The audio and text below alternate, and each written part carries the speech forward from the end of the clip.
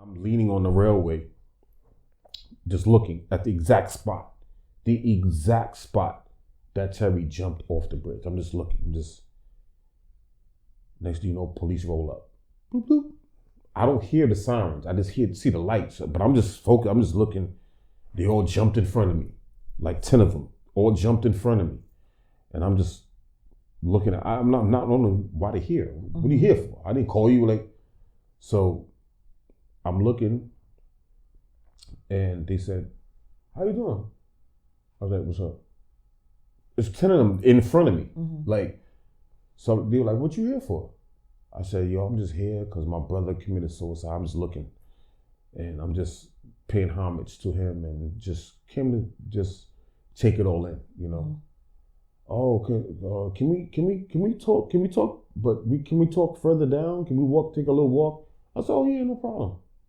So I'm walking, and as I'm walking, one of the guys put a handcuff on me. I'm like, "Yo, what are you doing?" And he's like, "No, it's okay. Let's just walk down." So he walked further down, and he put both handcuffs on me. Like, we gotta put you in the handcuffs because we got a call from your wife saying you was gonna commit suicide. The call that I gave her. Oh, so who was the other person that said your wife is looking for you? She called 911, and she told them that I'm about to commit suicide. He was going to the bridge. And my brother also died there 2 months ago, so he's going through all of this. So now they know they have the right person. So the helicopters was there for me. It was active. They was waiting for me. They was doing rounds, waiting for me. Yeah. Right. So they arrested me. They took me to the hospital, New York Presbyterian. I was in the psych emergency room. So they didn't arrest you. They handcuffed me, put me in the ambulance. Right. Ambulance, not police car. Right. Took me there, and I was there and didn't want to be there. Then my life started hitting me. Like, oh shit, what am I here for? And while I'm in the bed, I have the same bracelet on. And while I'm in the bed, I'm seeing people come in, certified mental illness. You can see it. You can see when they come in, just when it's saying how loud they are. Where'd you go, Columbia? New York Presbyterian. New York Presbyterian, right there, right by the bridge, right. So right off the Hudson, right off the West Side Highway. I've been there. Yeah. So when they took me there, I'm in the ER, the psych ER. So I'm laying in the bed, and it's a Thursday night. I went on a Thursday night because my brother did it on a Thursday night. It was all coordinated. And I'm like, okay, well, time is up because I got to work tomorrow. So, when they going to release me? Tomorrow's Friday. And they looking at you like. Yeah, they looking at me like. Yeah, okay. Yeah. You're going to be here for a minute. So then the dude came in. He looked like 16, 17. Very hostile, teenager. And I had this bracelet on. And I know he was there for psych. I was wondering why he was there for psych. So, black guy, looked like me when I was 17. And I was like, I not right away, but I waited a little while. I don't know how long it was, 30 minutes, hour. I was like, "Yo, man, you good, man? What's going on?" So I come to find out that he was gonna commit suicide and jump off the bridge. I forget what bridge he told me, but it was a bridge where you know how in the Bronx you got a lot of connecting the different bridges. Bridge from the Bronx to Harlem. Yeah, but it's a bridge, but it's not like the George Washington Bridge. Right. It's a bridge that has the fence. So you gotta climb the fence. So he was climbing the fence to jump off the bridge, but then some guy stopped his car, jumped out of his car, and pulled him down.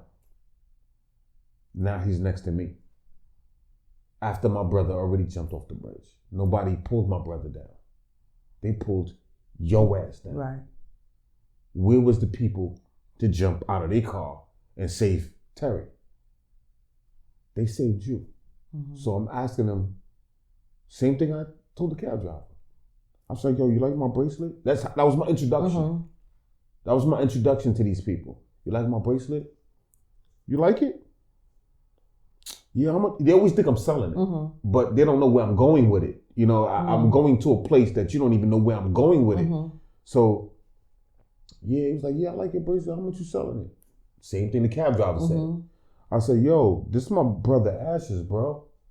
My brother committed suicide and he was cremated and this is his ashes. Oh, he looked at me different. Oh, shit. I said, so why you here? I already know why you're here now because he said he's about to jump off the bridge. And now I find myself in the psych ER talking to a patient who was going to kill himself. The same exact way that my brother was. So I'm talking to him. I hope he's still alive right now. I don't know his name. I don't have his phone number. I don't have any contacts with him. I hope I said something to him to penetrate his mind for him to think and to know.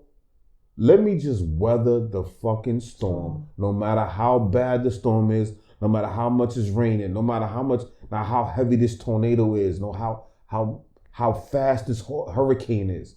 Let me just weather the storm. I hope I talk to him to the point that he can weather a storm and not go back to the bridge. Don't know. So I'm in a psych ward and I'm trying to go to work the next day, but lo and behold, I'm in there for 72 hours. I'm there and now I'm pissed. But these are the things that happen to you after you commit such acts. Commit suicide. This is what happens to the people around you. These are the people, they may go through things because they love the person so much who committed suicide that they're going through things themselves. I could tell you this. I guarantee you, Terry didn't think you would ever do something like that. Because when I think of leaving,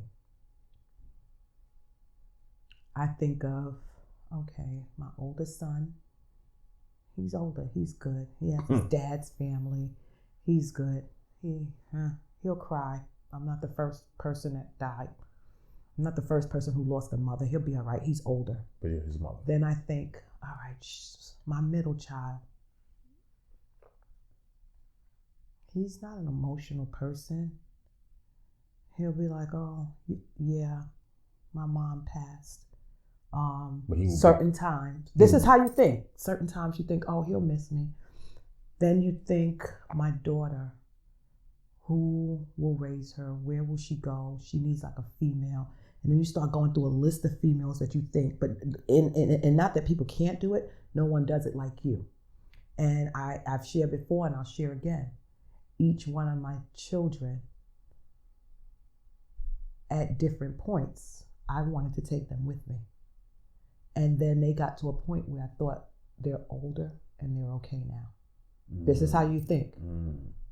For a while with my older son, I was a single mom. His dad was very active in his life. He didn't want for nothing. I didn't want for anything. But I thought I failed. And I thought he didn't need me and he had that big family over there. And I just felt isolated and alone. And I thought, I'm going to take him with me. But then they get this, I don't know what that is. They get to a certain age and then I'm like, they're okay without me. I don't have to. It's not that I don't want to go anymore. I don't have to take them with me. Question. I know I'm not the host. What do you mean by taking with me?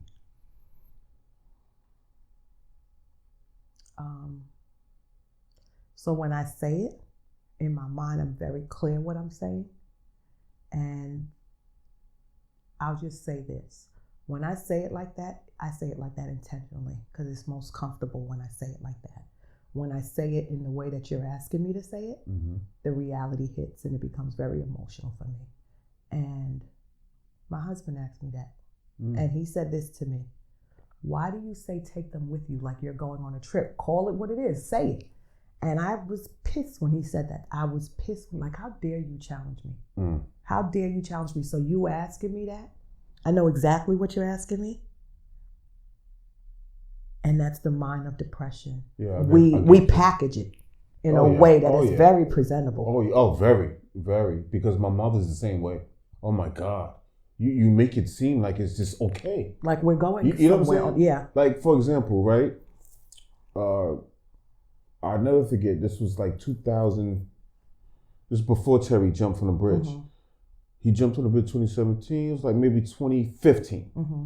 I get a call, and the call is telling me, yo, check your moms, yo. I was talking to your moms. She acting like she want to do something to herself or something like that. I'm like, are you serious? Mm-hmm. It's Friday. In my head, Mm-hmm. it's Friday. I just got paid. I'm going to chill. It's Friday night. And I don't want to deal with this I'm going right to now. the building. Mm-hmm. We all hang out on Fridays in the building. I'm going to the building. Like, I had a hard week at work. Mm-hmm. Like, I got this now. So I'm driving. I'm like, yeah, all right, whatever. Yeah, I feel you. Now I got you. All right, I talk to you later. Mm-hmm. So I'm on the way to the building, parked on the ramp, and I go upstairs. I said, I'm gonna make this quick. Just check out. I love you. So check this out. I go upstairs. I ring the bell. My mom comes to the door, disorientated, like she's drunk. I'm like, I didn't let her know I got a phone call. I was checking, right? So I'm like, you all right? She's like, yeah, I'm okay, but I want to talk to you. So I locked the door, turned around, talked to her. Yeah. And I could see her about to pass out because the way she looked in her face and the way her body, she just dropped. And I just grabbed her and I laid her on the ground. She's out. She's unconscious, but coming in and out. I look to the left. She's in the house by herself. I see 10 pill bottles. Because when people commit suicide, there are different modes. I call them modes of transportation to the next dimension. That's what I call them. Either you're going to take pills and go to that next dimension. Either you're going to go to a bridge and go to that next dimension. Or you're going to shoot yourself in the head and go to the next dimension. Whatever your mode of transportation is to go to the next dimension. Everybody has their own selection. Oh, I'd rather jump the bridge. I'd rather use a gun. I'd rather use a pill. Everybody has their mode. My mom mode was pills. So I look to the left and I see a whole bunch of pills on the table. That's how I knew. What the I need a minute. Okay. I told you, I knew it was gonna be like this, Kim. You didn't see all that fog outside? You didn't see all that? Because it was gonna be heavy.